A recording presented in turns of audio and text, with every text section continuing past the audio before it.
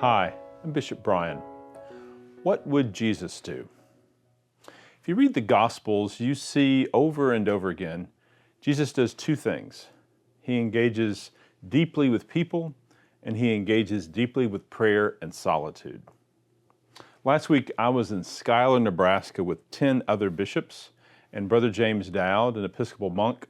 We were there together to go on retreat together, to reflect on our own contemplative prayer and practice, but also to reflect on what it means to lead from a contemplative posture, a contemplative place. So we were there to reflect on action and prayer, contemplation and engagement. I was really aware as I was away from you that I was in the middle of the country, in Schuyler, Nebraska. I was between two places experiencing deep hurt right now. Thinking about East Tennessee and Western North Carolina, where we continue to recover from Hurricane Helene. People continue to live in the aftermath of all of that harm. And I was also mindful of the fires in Los Angeles and all the people devastated, hurt, loss of life, loss of property, loss of churches, and that continues to take place. And we were there in Schuyler, Nebraska each day praying and reflecting on prayer. And as we did that, we spoke about the places that we know where there's hurt and there's harm. We did not go on retreat to leave the world.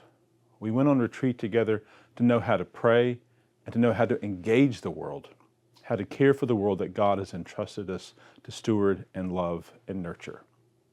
You will continue to hear more in the life of this diocese in 2025 about our establishment of a school for contemplation, to continue to teach us and to teach all how to pray, how to be centered and grounded in a reactive, distracted world that so often wants to say to you, you are alone and God is not with you.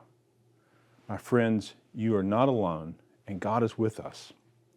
Taking the time for deep prayer, for openness and receiving of that prayer is a way to be reminded of that. And it's from that place of deep grace and mercy and joy that we can go out and care for the folks in East Tennessee and Western North Carolina, in Southern California, in all the places where our hearts go today, where people are in need. We pray not to avoid the world, but we pray in order to see the world rightly and where God is calling us next. Thank you.